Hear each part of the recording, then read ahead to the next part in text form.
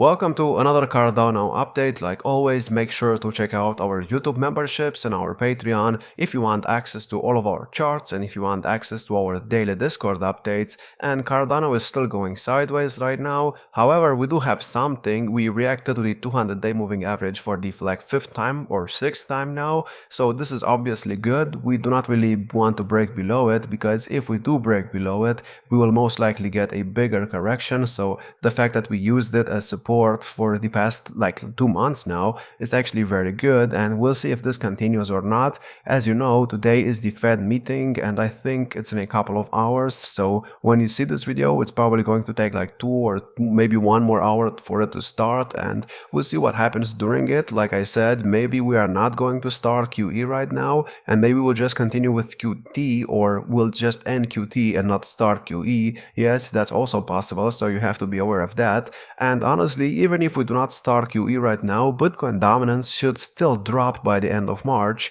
because in the previous couple of cycles, for example the 2021 cycle, at the end of March is when Bitcoin dominance started dropping, and in the cycle before that it was at the end of February. However, you could say that the real move to the downside still happened at the end of March, and I mean right now we kind of need that move. As you know, the chart right here, at least in this cycle, has been going up for like 3 years, and at some point it will have to cool off, because I mean charts cannot go up forever and Bitcoin dominance is no exception. So at some point it will start breaking down and you have to be aware of that, and during that time the altcoins will finally wake up and Ethereum will also wake up. And speaking of Ethereum, Ethereum is at like $2,000 right now. It's finally back above $2,000 and we are getting a short-term pump. As you can see, we are getting a reaction to the 0.618 support level, and as always I cannot confirm that the low is in until we get 5 waves up. And you know, I mean, if we start QE today and if QT is ended,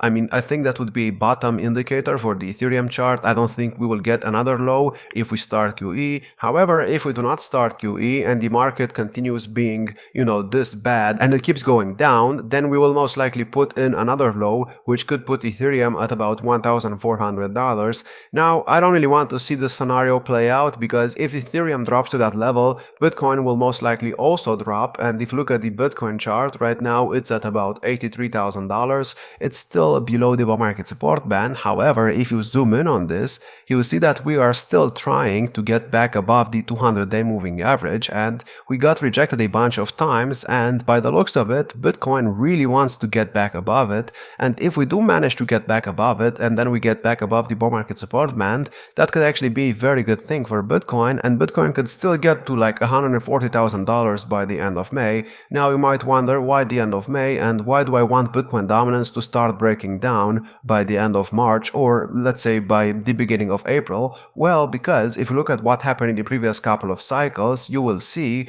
that, for example, in the 2013 cycle we had a major drop during the summer, and this was an 80% drop. And if you continue with the 2017 cycle, we also had a drop during the summer right here, and this I believe was a 38% drop. And if you continue with the 2021 cycle, we also had a drop right here, and this was a 55% drop. So every single cycle in a post-halving year we had a drop during the summer, and that's because usually nothing really happens during the summer and people just go outside and the prices go down during that time. And then at the end of the year we get another cycle high, like we got over here and over here and over here. So we got a new cycle high every single cycle after the summer drop, meaning that in this cycle the same thing could happen again, meaning that we could get a summer drop. And if we do get a summer drop and Bitcoin is not already at all-time highs, that could be extremely bad for Bitcoin, and that could actually signal a left translated peak, and we do not really want a left translated peak if we want Bitcoin to continue what it did in the previous 3 cycles. Because if we do get a left translated peak, don't get me wrong, the altcoin season will still happen. However, it might not be as strong as a lot of people, you know, are expecting it to be. So we kind of need Bitcoin to get a bounce and get to about at least $140,000 by the end of May, and then we get the summer drop, which could put us back to like $80,000, and then at the end of the year we get above $200,000. I know my prediction for Bitcoin is $255,000 by the end of the year. That's obviously starting to become less and less likely every single day. However, I still think it's possible as long as we actually get to new highs by the end of May. If we do not, then I will most likely have to, change my view about the, coin and about the whole market, and I will have to change my prediction as well, because it will no longer be, realistic to get to like $255,000 if we cannot even get above like $140,000 by the end of May. So we'll see what happens with Bitcoin, and keep in mind, I am expecting Bitcoin dominance to drop, and if it does not drop by the end of March or like the first week of April, it's going to be bad if we actually get the summer drop. Now, are we going to get the summer drop in this cycle? Well, I don't know, but it happened 3 cycles in a row, so it's really hard to say, but in my opinion, we are still going to get it. Now, some of you might think that this cycle is different just because we broke the previous all-time highs in this cycle way sooner than we did in the previous couple of cycles, and if you did say that, well, maybe you are right, but maybe this is just a normal cycle and people are just overreacting. I mean, if you look at what happened in 2017, we also had a bunch of Bitcoin drops while we were going up, so we did not really go up in a straight line. We had like 8 different, corrections during these times. And yeah, all of them were at least like 30 to 40%. So I don't know why people are complaining about the fact that Bitcoin is down right now. It's down, yes, but it's only down like 25%, which is not really a lot when you look at it from this perspective. And if you zoom out, it's still not really, too much. Like I said, we do not really want Bitcoin, however, to get below $69,000. So if we do get below $69,000, we are most likely in a left translated peak. However, if we stay above that level and we get a bounce right now, I still see the altcoin season happening and maybe even ending by the end of 2025. And once the altcoin season starts, trust me, you will not miss it. I mean, in the previous cycle, if you blinked right here, you would have missed it. And of course, during this time, when Cardano, for example, went from like 7 cents all the way up to like $3 in a matter of a couple of months, everybody was buying it when this was happening. Nobody was buying it when it was in this support zone right here. Well, not really a support zone, but nobody was buying it when it was in this structure right here, which was a very boring structure. And what you know, right now we are in the exact same structure that we were in the previous cycle right here, meaning that Cardano will most likely do what it did over here. Now, is that going to happen? I don't know. That's just my opinion, and that's on financial advice, so please be careful. Maybe this is not going to happen, but like I said, so far it's the exact same structure that we had here. Now, maybe the structure is going to break. I don't know. We'll have to wait and see. But if the structure continues playing out, we could be looking at a very nice Cardano pump extremely soon, especially when you look at what happened here after we had a cross on the bull market support band. Yes, we did put a new low in, but we stayed in an uptrend and we pretty much stayed above the 200-day moving average. And then we had another cross on the bull market support band here after getting a pump, after getting above the 200-day moving average. And once we had another cross, that was pretty much the beginning of the altcoin season. The 1-2 setup of the main third wave was already completed, meaning that this right here was the third wave of the third wave, and right now we already have the first 1-2 setup of the third wave completed, meaning that what's next is the third wave of the third wave,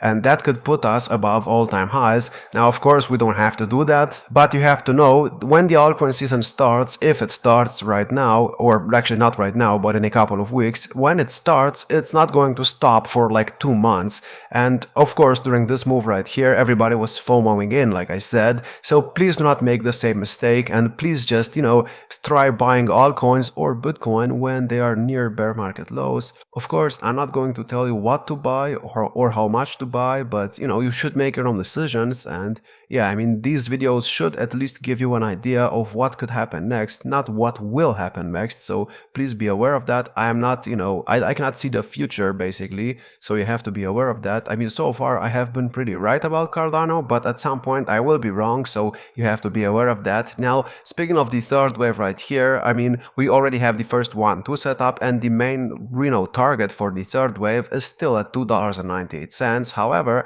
we could even get to like the 2.272 extension, which is at $4.25. Or if we do what we did in the previous cycle, we actually got above the 1.618 of the previous all-time high, and that was at about $2.80. $2.16. And right now, if we do the exact same thing, we could get above the 1.618 of the previous 2021 all-time high, and that is at about $5.30. Is that going to happen? Well, from where we are at right now, if you can believe it or not, it's not really a big move. I mean, it might seem like a big move, but this is only like 600%. And if you look at what Cardano did in the previous cycle, from this low right here to this high right here, it went up like 3000%. So of course, diminishing returns are to be expected, but you know, maybe they are not as bad as people think they will be, and maybe this altcoin season will be even better than what we did in the previous cycle, just because right now Bitcoin is at a much higher market cap and the whole market is, you know, going up, and it keeps going up, and the market cap of everything keeps growing, meaning that at some point the money that is in other markets, for example right now, will probably start flowing into the altcoin market when we finally do something like this. So like I said, please do not FOMO in when we are at about $3 or $4, because I'm not expecting Cardano to get like $50 in this cycle. So whatever the YouTubers tell you when we are up here or up here is most likely not going to play out, and who you need to trust is who was making videos when Cardano was doing this rather than who was making videos when Cardano was doing this. So please be aware of that, and I'm still bullish on Cardano, I'm still bullish on the entire market. We'll see what the Fed says today, and I'm going to talk about the decision tomorrow, and that's all I have. Like I said, check out the memberships if you want to, you know, have access to all of the charts, and if you want access to all of our Discord updates. I will probably talk about the Fed decision on the Discord server, so make sure to join the memberships. It's only like $5, so yeah, like, subscribe, and I will see you in next one.